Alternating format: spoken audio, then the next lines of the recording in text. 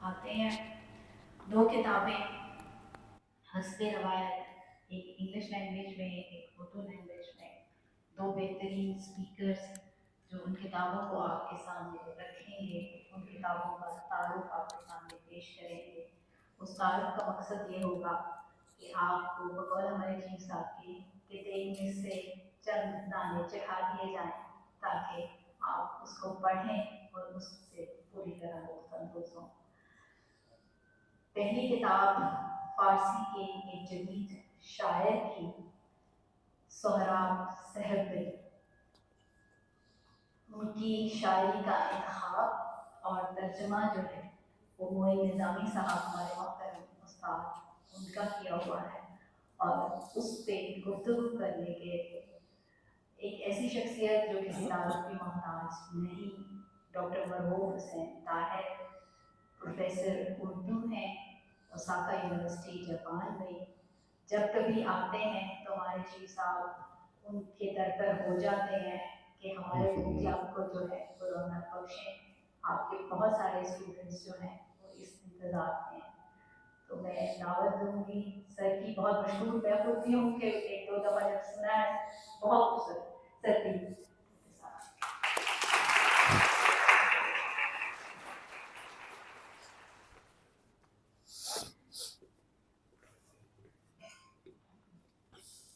بسم اللہ الرحمن الرحیم. درود قلب میں پیدا نکھار کرتا ہے. درود قلب میں پیدا نکھار کرتا ہے، خزاں کو نازش فصل بہار کرتا ہے. پڑھو درود محمد کی ذات اقدس پر، یہ کام وہ ہے جو پروردگار کرتا ہے. ان اللہ و ملائکتہ یصلون علی النبی صلی اللہ علیہ وسلم. یہ سلسلہ جاری تھا ربیع الاول کے حوالے سے، تو میں نے سوچا کہ میں بھی سعادت حاصل کروں. حکم ملا ہے مجھے سہراب سپہری کے نظموں کے تراجم پر گفتگو کے لیے. آئینوں کی جھیل کے نام سے یہ تراجم شائع ہوئے ہیں. پروفیسر ڈاکٹر معین نظامی نے یہ ترجمے کیے. سہراب سپہری کے بارے میں ہم لوگ جو اردو دان ہیں یہ جانتے ہیں کہ وہ فارسی کی جدید شاعری اور خاص طور پر جدید نظم کے حوالے سے ایران میں بہت معتبر نام اور معتبر حوالہ ہے. لیکن اردو دان طبقہ زیادہ تر ابھی اس نام سے اور خاص طور پر اس کے کلام سے زیادہ واقف نہیں ہے. اور میں یہ سمجھتا ہوں کہ اس ترجمے کی ایک خوبی یہ بھی ہے کہ عام طور پر ایسی کتابوں، ایسی تخلیقات کا ترجمہ کیا جاتا ہے جو مقبول عام اور شہرت دوام کی سند حاصل کر چکی ہوتی ہیں، اور شاید مقصد یہ ہوتا ہے کہ شہرت تو مل چکی ہے، لوگ واقف ہیں، اور اس حوالے سے ترجمہ جو ہے وہ بھی مقبول عام ہو جائے گا. لیکن معین نظامی نے ایک بہت بڑا کام یہ کیا ہے کہ ایک ایسے شاعر کے کلام اور اس کے انتخاب کا ترجمہ کیا ہے جو کم از کم پاکستان میں ابھی اس طرح لوگ اس سے متعارف نہیں ہیں، جانتے نہیں ہیں. ترجمے کا فن، ترجمے کے مباحث، اس پر کئی کتابیں، مقالے، مضامین شائع ہو چکے ہیں. لہٰذا میں اس وقت انہیں دہرا کر وقت کو ضائع نہیں کرنا چاہتا. عام طور پر دو چیزوں کو بہت اہم سمجھا جاتا ہے. ایک وہ متن جس کا ترجمہ کیا گیا ہے، اور دوسرا ترجمہ. لیکن میں یہ سمجھتا ہوں کہ ترجمے کے معیار کو جانچنے پرکھنے اور سمجھنے کے لیے مترجم بھی اتنا ہی اہم ہے کہ اس کے بارے میں پتہ چلے کہ اس کی صلاحیتیں کیا ہیں، کتنا باکمال ہے وہ جو یہ ترجمہ کر رہا ہے۔ کتاب کا ترجمہ ڈاکٹر معین نظامی نے کیا اور گرمانی مرکز زبان و ادب نے اس کو شائع کیا لمس سے۔ جب ہم مترجم کے بارے میں جاننا چاہتے ہیں، اس سے متعارف ہوتے ہیں،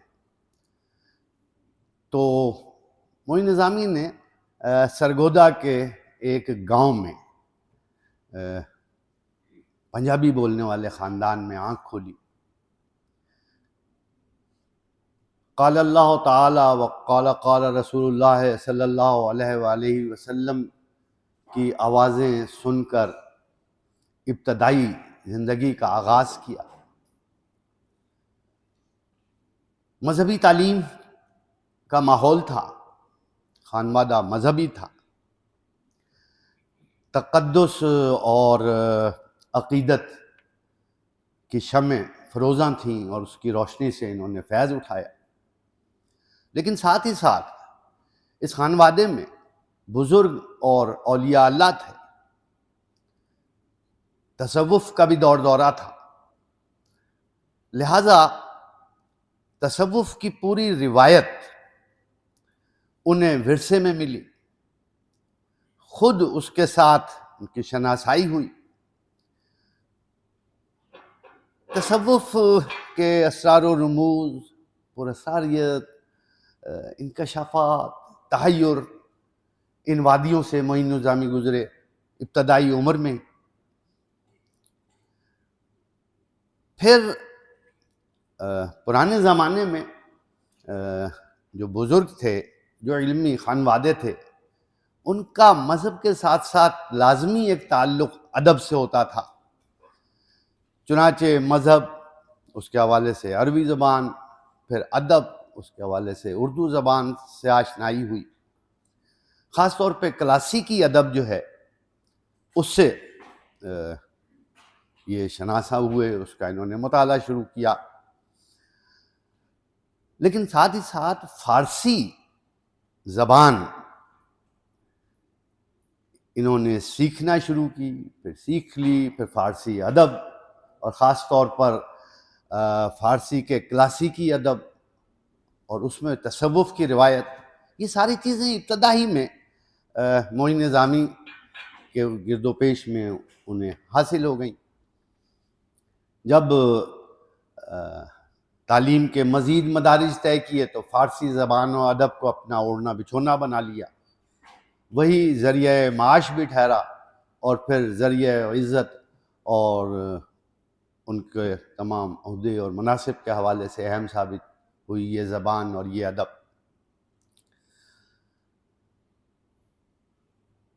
وہ جو ایک گاؤں میں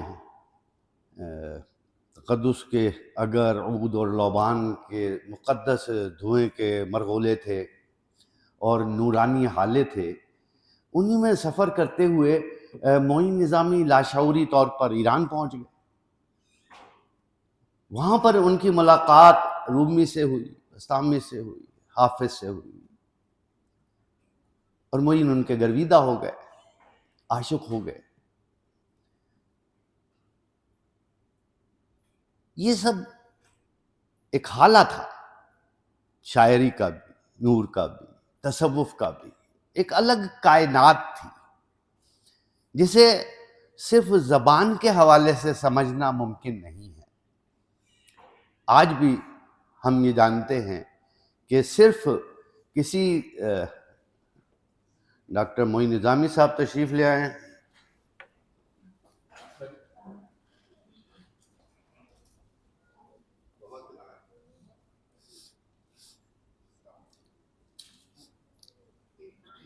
اب میرے لیے مشکل ہو جائے گا، معین صاحب سامنے بیٹھے ہیں، منہ پر جھوٹ بولنا بڑا، میں آپ تعریف کر رہا تھا۔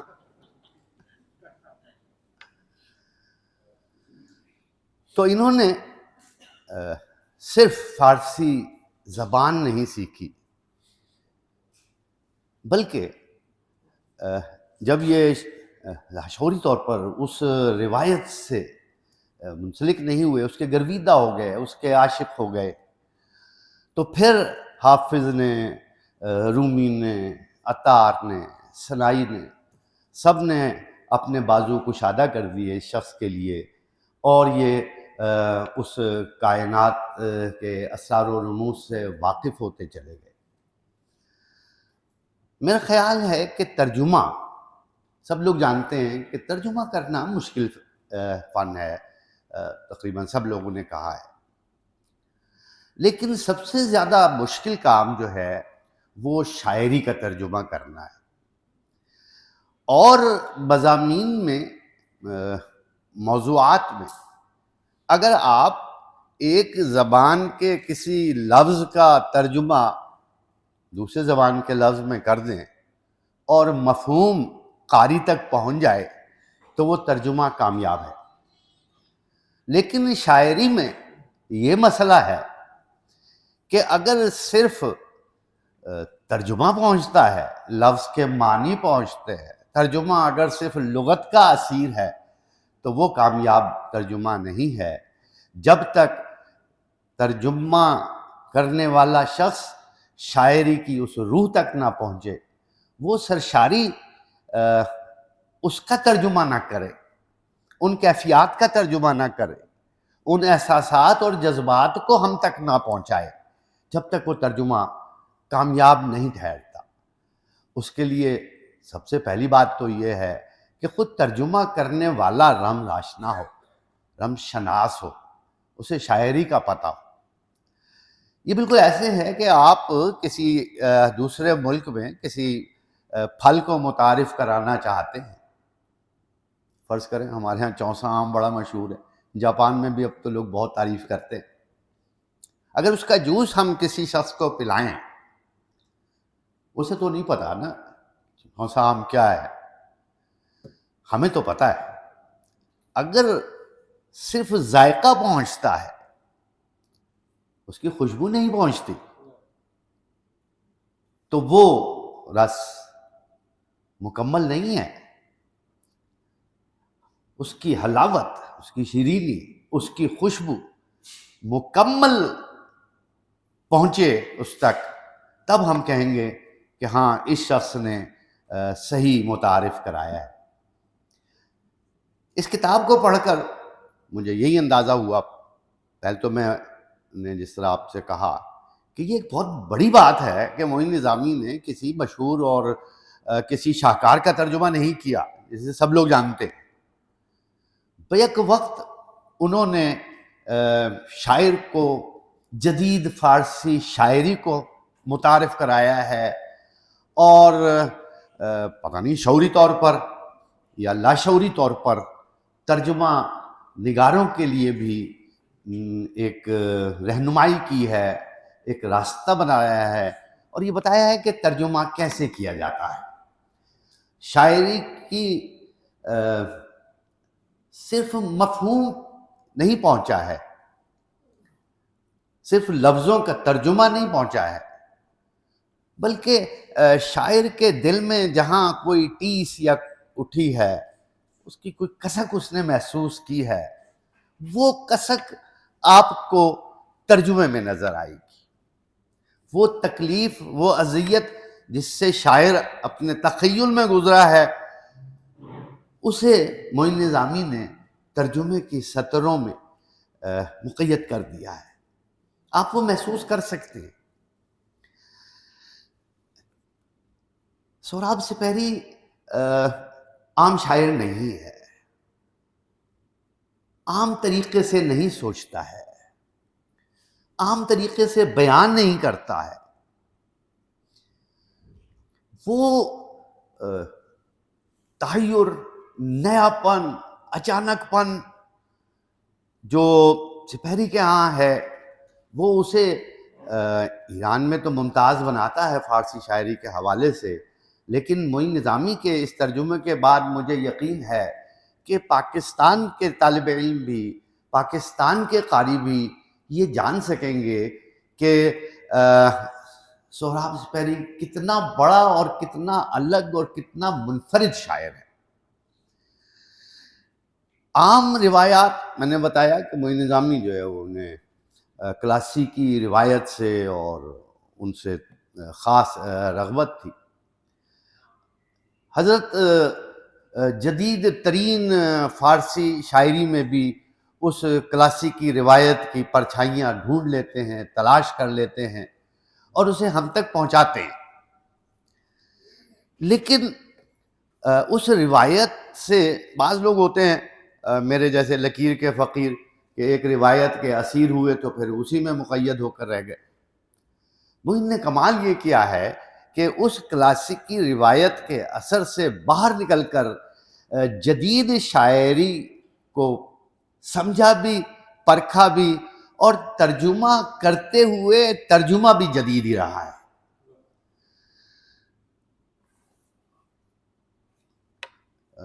20 منٹ کا مجھے حکم تھا، لیکن اب یہ جو میں نے گفتگو کی ہے یہ کس حد تک سچ ہے، معین نظامی کے بارے میں نہیں، ترجمے کے بارے میں۔ زندگی میں پہلی مرتبہ معین صاحب کی تعریف کر رہا ہوں، بلکہ کرنا پڑ رہی ہے۔ وجہ کیا ہے؟ فارسی شاعری کی روایت نے، فارسی ادب کی روایت نے، خاندان کے تصوف کی روایت نے معین کو صرف فارسی زبان نہیں سکھائی ہے، وہ شائستگی، وہ حلاوت، وہ عجز، وہ انکسار بھی ان کی شخصیت کا حصہ بنا ہے کہ میرے جیسا کم علم آدمی بھی ان کے بارے میں کچھ کہے تو یہ ہنس کر سر جھکا لیتے ہیں۔ اس ترجمے کی ساری خوبیاں تو آپ کو جب پتہ چلے گی جب آپ یہ کتاب خرید کر اور پڑھیں گے، جس کا اب رواج کم ہوتا جا رہا ہے۔ کتاب کو خریدنا، ہاتھ میں رکھنا اور پکڑنا، یہ ایک ایسا فیل ہے۔ ہمارے اساتذہ کہتے تھے کہ کتاب خود آپ کے اندر حلول کرتی ہے، پھر آپ صرف ایک کتاب کو سراہانے رکھ کر سوئیں، وہ کتاب اس کے اثرات آپ پر پڑیں گی۔ جیسے پرانے زمانے میں معین صاحب جیسے بزرگ تعویذ دیا کرتے تھے تکیے کے نیچے رکھنے کے لیے، جس طرح وہ تعویذ اثر کرتے تھے، میرا خیال ہے کتابیں اس سے زیادہ اثر کرتی ہیں۔ میرے ایک استاد نے کہا تھا کہ لائبریری جایا کرو، نہ پڑھا کرو کتابیں، لیکن صرف نکال کے ایک دو کتابیں دیکھ لیں، ان کا ٹائٹل دیکھ لیا، کہتے ہیں جس طرح تم بازار میں جاتے ہو، کپڑے دیکھتے ہو، چیزیں دیکھتے ہو، خریدتے نہیں ہو، کتابوں کی بھی ونڈو شاپنگ کیا کرو۔ تو کتاب جب آپ خریدیں گے تب تو آپ کو پتہ چلے گا۔ ساری نظموں کا میں قرأت کرنے کا وقت نہیں ہے، لیکن کچھ تو سنیے کہ آپ کو یہ پتہ چلے کہ کتاب کیا ہے اور آپ کو یہ خریدنا چاہیے۔ پوری نظمیں تو نہیں میں پڑھوں گا کہ آپ بعد میں کتاب ہی نہ خریدیں کہ نظمیں تو ہم نے سن لی، لیکن نظموں کی چند سطور سنیے اور دیکھیے کہ کیا میں صحیح کہہ رہا ہوں کہ میں نے تو اس کے بعد پوری کتاب پڑھی ہے، اور اب میں چاہتا ہوں کہ معین صاحب سے کہوں گا کہ ان کے سارے ہی کلام کا ترجمہ کر دیں۔ اپنے ارد گرد ایک سخت اور مضبوط دیوار بنانے کے لیے میں دور دراز سے ننگے پاؤں سخت اور بھاری پتھر ڈھولایا۔ میں نے اونچی لمبی پتھریلی دیوار بنا لی کہ جو کچھ بھی مجھے گھٹیا لگے اسے نہ دیکھ سکوں اور ان جنوں بھوتوں کے حملوں کا راستہ رک جائے۔ یہ نظم اس لیے اہم ہے کہ شاید معین نظامی صاحب نے اپنے مخصوص مزاج کو دیکھتے ہوئے اسے منتخب کیا۔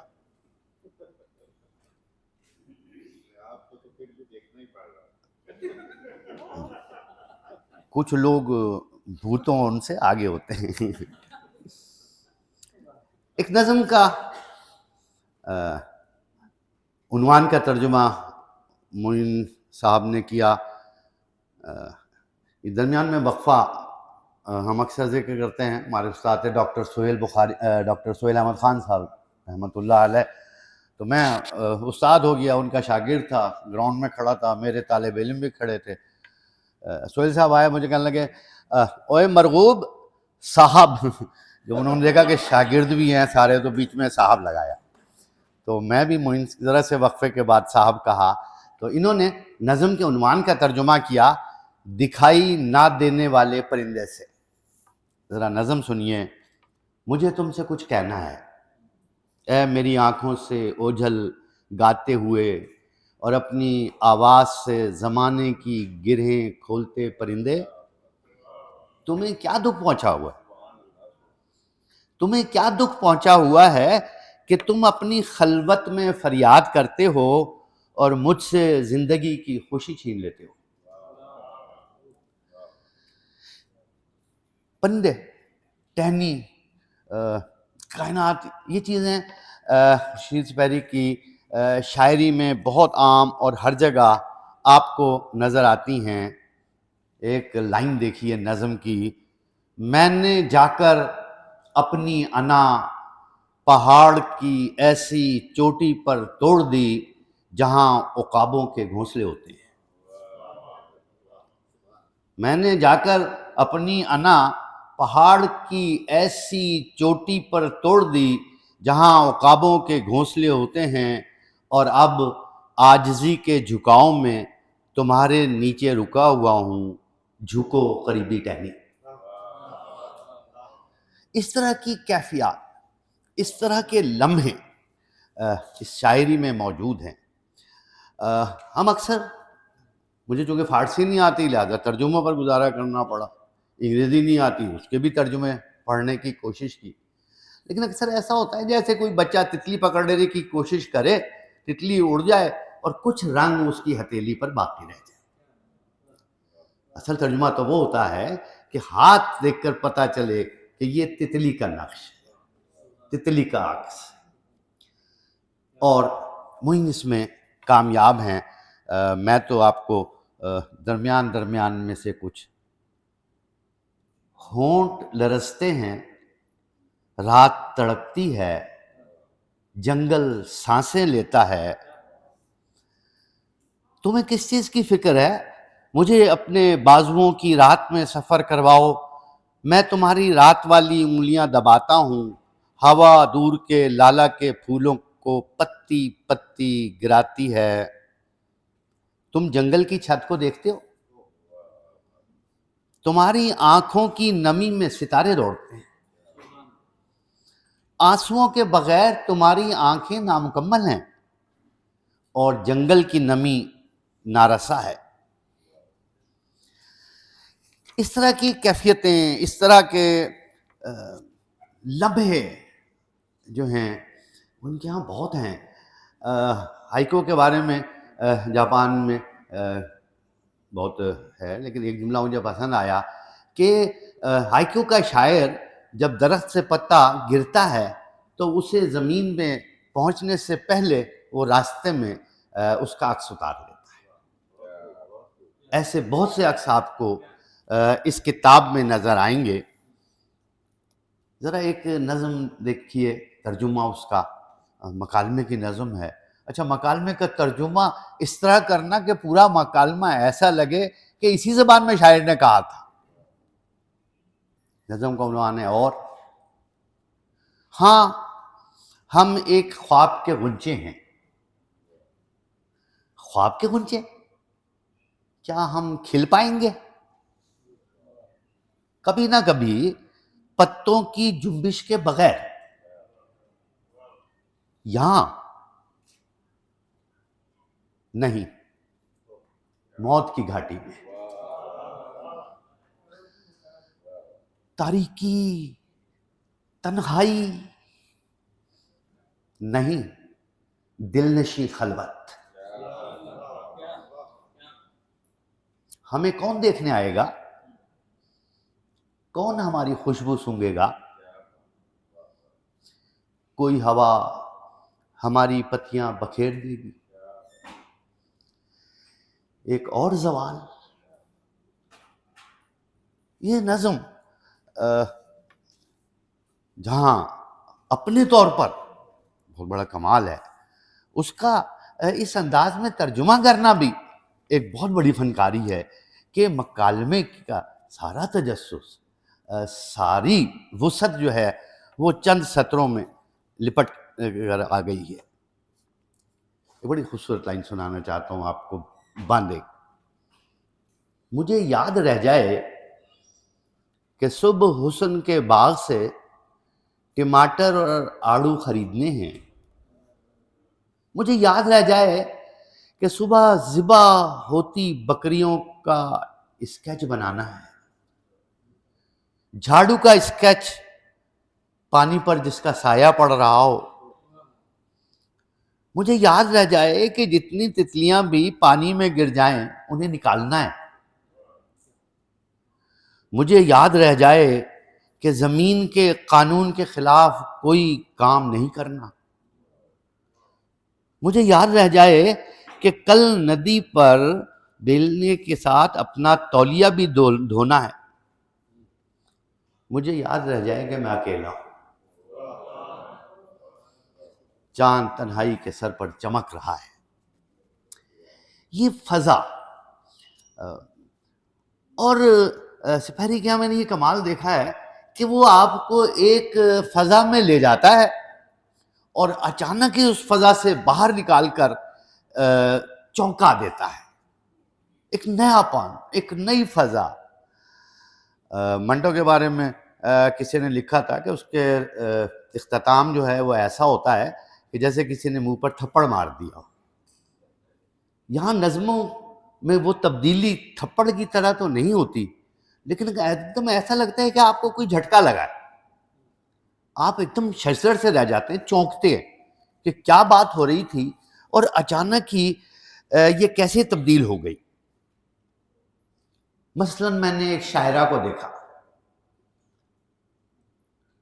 وہ فضاؤں کے نظارے میں ایسی مگن تھی کہ اس کی آنکھوں میں آسمان نے انڈے دے دیے. تخیل، نیا پن. شاعری کی عام بات ہے کہ کوئی مگن تھا، فضاؤں میں مگن تھا، آسمان کو دیکھ رہا تھا. لیکن اس طرح کا احاطہ کرنا، اپنے مضمون کو اس طرح سمیٹنا، وقت کم ہے، کتاب بند کر دینی چاہیے. سپہری کی نظم کی لائن ہے، کتاب بند کر دینی چاہیے، کھڑے ہو جانا چاہیے، وقت کے پھیلاؤ میں ٹہلنا چاہیے، پھولوں کو دیکھنا چاہیے، ابہام کو سننا چاہیے، ہونے کی انتہا تک دوڑ لگانی چاہیے، فضا کی مٹی کی بو باس تک جانا چاہیے. لائن دیکھیے، وہاں پہنچنا چاہیے جہاں درخت اور خدا آپس میں ملتے ہیں. بہت شکریہ.